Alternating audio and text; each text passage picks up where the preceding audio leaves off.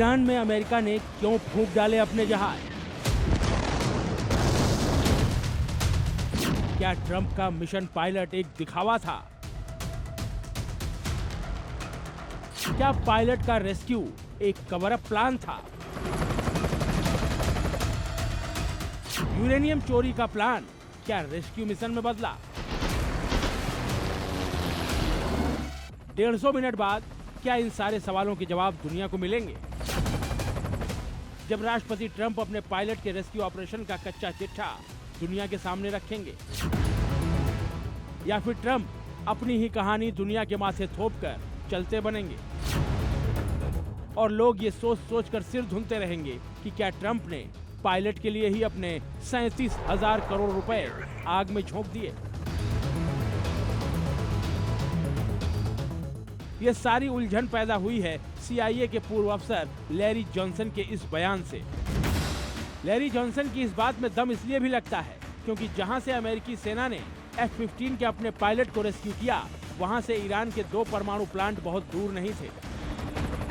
अमेरिकी पायलट को दक्षिणी इस्फहान के पहाड़ी इलाके से रेस्क्यू किया गया। यहां से नतांज परमाणु प्लांट लगभग 120 किलोमीटर दूर है, जबकि फोर्डो परमाणु केंद्र की दूरी 200 किलोमीटर है। इसीलिए आशंका जताई जा रही है कि इस्फहान के रास्ते ईरान के परमाणु प्लांट में ट्रंप ने घुसपैठ की तैयारी कर ली थी।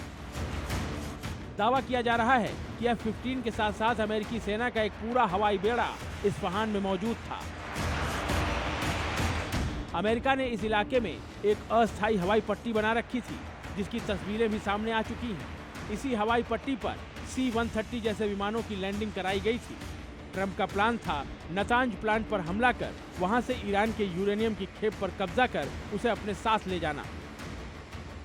लेकिन ईरानी सेना ने ट्रंप के इस प्लान पर पानी फेर दिया। कैसे, अब वो समझिए। नतांज प्लांट पर हमले के लिए C-130 और लिटिल बर्ड्स हेलीकॉप्टर से कमांडोज उतारे जा रहे थे। F-15 इन विमानों को कवर फायर दे रहा था, लेकिन ईरान ने अपने हमले से उसे मार गिराया। F-15 के 2 पायलटों को विमान से जान बचाने के लिए इजेक्ट करना पड़ा। 2 ब्लैक हॉक हेलीकॉप्टर और एक A-10 वार्ट हॉक बैकअप के लिए गए। ईरानी एयर डिफेंस सिस्टम ने इन सभी विमानों को भी मार गिराया। ऐसे में ट्रंप के नतांज प्लांट पर हमले के प्लान पर पानी फिर गया।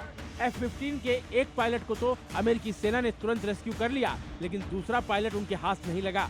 ऐसे में अमेरिकी सेना को ऑपरेशन नतांज छोड़ ऑपरेशन पायलट शुरू करना पड़ा। इस पूरे ऑपरेशन में अमेरिकी सेना ने पायलट को तो रेस्क्यू कर लिया, लेकिन उसके भारी भरकम C-130 विमान अस्थायी हवाई पट्टी पर ही फंस गए। रेतीली जमीन से उनके पहिए निकल ही नहीं पाए। उन्हें निकालने की सारी कोशिशें फेल हो गईं। अमेरिकी सेना का दावा है कि ये विमान ईरानी सेना के हाथ न लगने पाए, इसलिए उसने उन्हें खुद ही नष्ट कर दिया, लेकिन ईरान उसके इस दावे को खारिज कर रहा है।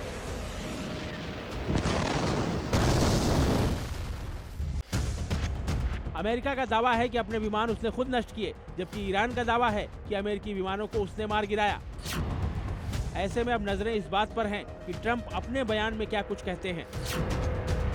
फिलहाल तो चर्चा इसी बात की है कि ऑपरेशन पायलट अमेरिका का वो झूठ है जिसे यूरेनियम चोरी के प्लान को कवर अप करने के लिए तैयार किया गया है। ब्यूरो रिपोर्ट, जी मीडिया।